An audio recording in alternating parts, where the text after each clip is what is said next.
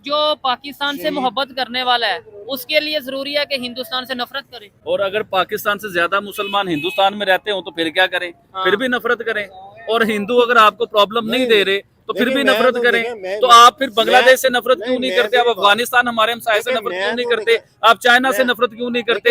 हिंदुस्तान जिसके साथ हम खाते पीते, जिसके साथ हम रहते थे, जिसके पास हमारे बड़े पले बड़े हैं, जवान हुए हैं, जहां से हमने खाया पिया, उससे हम नफरत कर लें? ये क्या बात हुई? हिरोशिमा की आप एग्जांपल देना। हिरोशिमा तबाह हो गए, मेरी बात नहीं खत्म नहीं। आप देखे हम मैं जो बात कर रहा हूँ वो तबाह होकर दोबारा डेवलपमेंट की तरफ आ गया। वो फिर दुनिया की तीसरी चौथी पांचवी बड़ी इकोनॉमी बन गया। हम कहते हैं एटॉमिक पावर है। हमारे एटॉमिक पावर से हमने क्या फायदा लिया?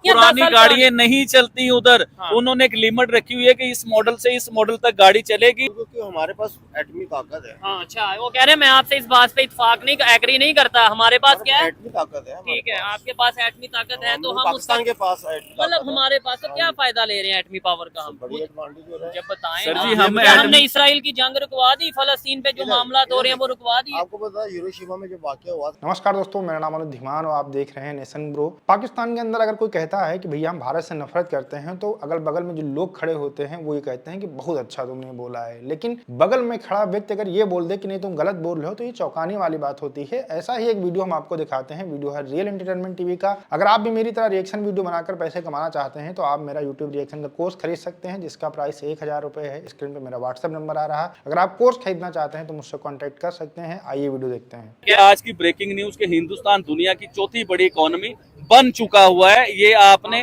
कागजों में देखा होगा। देखें, एक रिपोर्ट शाया होती है, हर साल की नई रिपोर्ट होती है। तो वो जो रिपोर्ट आई है उसके मुताबिक तो हिंदुस्तान दुनिया की 5वीं बड़ी इकोनॉमी है। चंद महीनों बाद जो नई रिपोर्ट आनी है उसमें हिंदुस्तान, आप देख लीजिएगा, हिंदुस्तान दुनिया की चौथी बड़ी इकोनॉमी बन चुका होगा। क्योंकि IMF जिसके आगे जाके हम घुटने टेकते हैं कर्जा लेने के लिए, उस IMF ने बताया कि हिंदुस्तान दुनिया की चौथी बड़ी इकोनॉमी बन चुका है। और खाली चौथी बड़ी इकोनॉमी नहीं बना, मैं आपको थोड़ा सा पीछे लेके जाना चाहूंगा। बरतानिया जिसने हमारे ऊपर, हिंदुस्तान के ऊपर राज किया, बड़े सगीर पाक हिंद होता था, इधर हमारे पर राज किया, जैसे चोरियां की, जैसे बहुत सी चीजें निकाल के अपने मुल्क में लेके गए, इवन के बड़ी ज्यादतियां की, बड़े जुल्म किए इस बड़े सगीर पाक हिंद के ऊपर उसने। तो हिंदुस्तान ने कान से पकड़ के उसे बीट किया, उसे दुनिया की 5वीं बड़ी इकोनॉमी खुद बना हिंदुस्तान। तो ये बहुत बड़ा उन्होंने काम किया, जिससे मेरा भी दिल खुश होता है कि बरतानिया को पीछे छोड़ा और बरतानिया की औकात बताई कि तुम हमारे ऊपर चढ़ के जो हुक्मरानी करते थे, आज हमने तुम्हें कान से पकड़ के दुनिया की इकोनॉमी में पीछे किया। उसके बाद आए आप जापान के ऊपर, जिसे बीट किया उसकी तो बात कर ही नहीं रहे हो। जापान के ऊपर आप आए। जापान की आपको याद होगा, इलेक्ट्रॉनिक्स चीजें आप ले लीजिए, जापान की कारें ले लीजिए, जापान की कोई भी इलेक्ट्रिक चीज आप ले लीजिए, वो बड़ी मशहूर और बड़ी क्वालिटी वाली, बड़ी आउटस्टैंडिंग चीज होती थी। इवन के मैं अपने घर में देख रहा हूँ जूसर और एक इस्त्री, कपड़े इस्त्री करने वाली जो इस्त्री होती है, ये बचपन से मैं देख रहा हूँ मेरे घर में जापानी यूज हो रही है, आज तक खराब नहीं हुई। छोटे मोटे काम निकल आते हैं। यानी कि जापान इतना सॉलिड और इतना मजबूत, क्योंकि हमारे पास एटमी ताकत है। हाँ, अच्छा, वो कह रहे हैं मैं आपसे इस बात पे इत्तेफाक नहीं एग्री नहीं करता। हमारे पास क्या है? एटमी ताकत है। ठीक है, आपके पास एटमी ताकत है तो हम पाकिस्तान के पास मतलब हमारे पास तो क्या फायदा ले रहे हैं एटमी पावर का? हम बड़ी एडवांटेज हो रहा है। जब बताएं सर ना, जी, हमने इसराइल की जंग रुकवा दी, फलस्तीन पे जो मामला हो रहे हैं वो रुकवा दिए। आपको पता है हिरोशिमा में जो वाकया हुआ था ना, हाँ, उसमें बड़े नुकसान हुए थे। ठीक है, हर कंट्री जो है डरती है, हर कंट्री डरती है कि ये। हाँ, ठीक है, मुझे इस बात का जवाब दें, फायदा क्या हुआ? चलें, आपके अलावा और जितने भाई खड़े हैं उनसे बात करते हैं। भाईजान, मुझे बता दें, एटॉमिक पावर है हम अल्हम्दुलिल्लाह, लेकिन क्या हम इसराइल की जंग, ये फलस्तीन की जंग एटॉमिक पावर होने से रुकवा क्यों नहीं देते? ये मुसलमानों पे जो हम कहते हैं जी जुल्म हो गया, वो जुल्म रुकवा क्यों नहीं देते? क्यों नहीं इसराइल को धमकी देते, खबरदार अगर अब तुमने ऐसा किया तो हम एटॉमिक पावर है, एटॉमिक पावर हम बम फेंक देंगे? ऐसा क्यों नहीं कहते?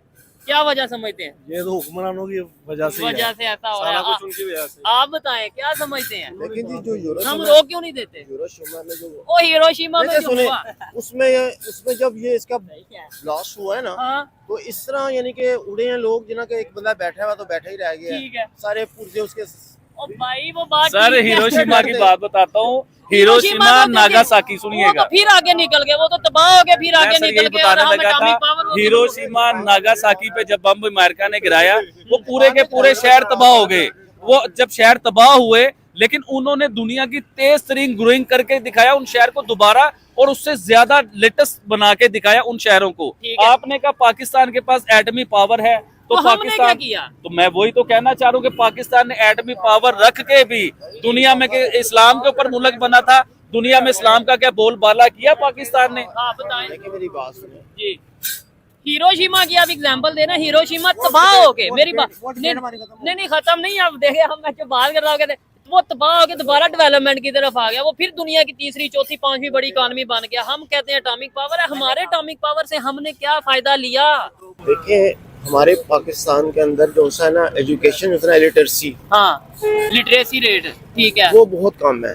आप ठीक हो गया, लेकिन इसे प्रमोट करना चाहिए। पेंसिल तो आपने रखी है पढ़ने। देखिए मेरी बात, ठीक है, एजुकेशन हमें ये सिखाती है, एजुकेशन हमें ये सिखाती है कि हम जो सा ना हाँ। अच्छा फैसला कर सकें, ठीक है, और तो अच्छी कर क्यों नहीं हैप्पी लाइफ कर पाते हैं। इंडिविजुअल तौर पे देखें ना, अब कहते हैं कि हाँ मुझे एक अच्छे इंसान की तलाश है, आप अच्छा। खुद अच्छे बन जाए, क्या पता किसी की तलाश खत्म हो ऐसे ही जाए। है। इसलिए आपको पहले अच्छा बनना चाहिए। मिलिट्री में जाना चाहते हैं मेरे ख्याल से, आप मिलिट्री की शर्ट पहनी है या मिलिट्री में ही है? देखिए मैं तो एज ए सिविल डिफेंस के अंदर सेक्टर वार्डन हूँ, अच्छा, और मैंने कोटा प्लांट वहाँ पर भी मैंने वो ना मिलिट्री के आपने मोबाइल सर्विस यूनिट में मैंने जॉब की है, मेडिकल पे आए हूँ मैं इस वक्त। एटॉमिक एनर्जी में आपने जॉब की है, जबरदस्त हो गया। कोटा प्लांट पॉपुलेशन तो इसलिए आपके माइंड में एटम बम बैठ गया कि भाई एटम बम है, एटम बम है, देखें वो तो एक कंट्री को उन्होंने पावरफुल किया है ना उन्होंने, ठीक है। सही है ना। देखें अगर वो ना करते नवाज शरीफ वहाँ पर, तो वो जो सा ना अपने आप को समझता कि हम, हाँ वो आपकी बात ठीक है। देखें हम लोग लगाते हैं इल्जामात लगाने की वजह से ना हम लोग कहते हैं कि पता नहीं हम बच जाएंगे किसी भी चीज से।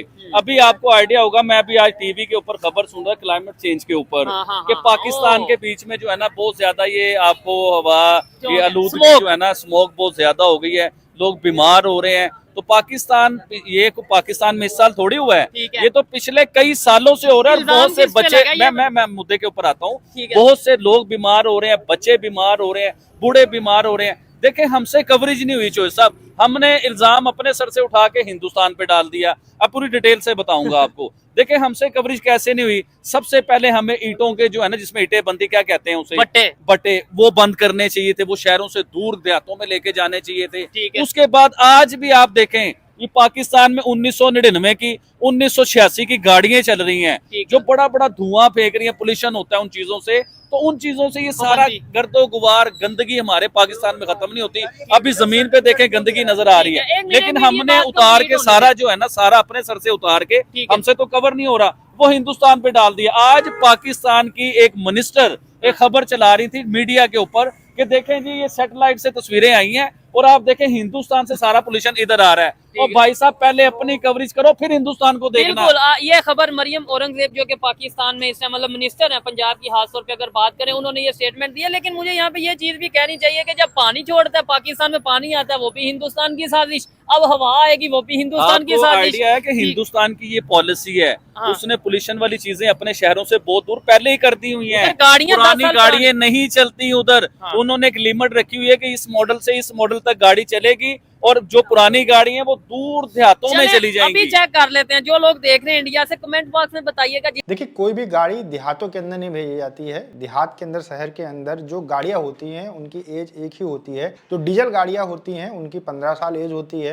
इसके अलावा जो पेट्रोल गाड़ियां होती हैं उनकी 20 साल होती है। कुछ स्टेट हैं जहाँ पर डीजल गाड़ियों को बहुत कम ज्यादा यूज किया जाता है, उनकी एज 10 ही साल होती है, और उसके बाद में वो गाड़ियां स्क्रैप में दी जाती हैं, या फिर उसको रिन्यूअल के लिए जाता है ट्रांसपोर्ट में, फिर से रिन्यू होती है 1-2 साल के लिए, उसके बाद में उसको वहां पर यूज किया जा सकता है। ये पॉलिसी है। लेकिन पाकिस्तान के अंदर 20-30 साल पुरानी भी गाड़ियां आराम से लोग यूज करते हैं। पोल्यूशन का वहां पर कोई भी रूल नहीं बना है। जैसे भारत के अंदर BS6 जो गाड़ियां यूज होती हैं फेज 2 की, लेकिन पाकिस्तान के अंदर अभी BS4 से पहले वाला जो मॉडल है वही वहां पर इंजन यूज होते हैं, जिसकी वजह से बहुत ज्यादा प्रदूषण होता है। तो भारत के ऊपर इल्जाम लगाना ये बिल्कुल गलत है। भारत के अंदर भी प्रदूषण है, लेकिन लाहौर या पंजाब का जो एरिया है वो पूरा ही पोल्यूटेड है, और दुनिया का पहला पहला दूसरा सिटी आता है प्रदूषण में, जो लाहौर है। तो ये भारत के ऊपर इल्जाम लगाना कि भैया आपके यहाँ बाढ़ आ जाए तो भारत की देन है, आपके यहाँ प्रदूषण हो जाए तो भारत की देन है, आपके यहाँ बम धमाके हो जाए तो भारत की देन है, आपके यहाँ कुछ भी हो जाए तो भारत की देन है। यहाँ तक कि मैंने एक बार देखा था कि पाकिस्तान के कई सारे लोग कह रहे थे कि जो पाकिस्तान के अंदर भुखमरी है, आटे के लिए लाइन लगती है, या फिर जिनके नेता करप्ट हैं, ये सब कुछ भारत की देन है, भारत की वजह से ही पाकिस्तान तरक्की नहीं कर पा रहा। तो भैया ये सारे उल जुलूल बयान आपको पाकिस्तान के अंदर सुनने को मिल जाएंगे। इनके नेता भी बोलते हैं, इनके यहाँ के जो लोग हैं वो भी बोलते हैं, इसके अलावा जो कट्टरपंथी हैं, आर्मी के लोग हैं, वो भी ये सारी चीजें वहां पर बोलते आपको नजर आ जाएंगे। इस वीडियो के अंदर आपने देखा कि जब भी किसी पाकिस्तानी से पूछा जाता है कि भैया पाकिस्तान ने ऐसा क्या कर लिया, तो वो कहते हैं कि भैया हमारे पास परमाणु बम है। ऐसा लगता है कि पूरी दुनिया के अंदर सिर्फ पाकिस्तान ऐसा देश है जिसके पास में परमाणु बम है, और उसी के ऊपर ये नाच करते रहते हैं कि हमारे पास परमाणु बम है। मतलब कुछ भी बात कर दी जाए तो कहेंगे हमारे पास परमाणु बम है, और यही इनकी उपलब्धि है। पाकिस्तान के अंदर अगर परमाणु बम नहीं बना होता तो जाहिर सी बात है कोई पाकिस्तानी ये उत्तर भी नहीं दे पाता कि भैया पाकिस्तान की क्या उपलब्धि है। पाकिस्तान के पास में परमाणु बम है, कई सारे ऐसे देश हैं, उससे कोई भी बेनिफिट नहीं होता है। अपनी सुरक्षा के लिए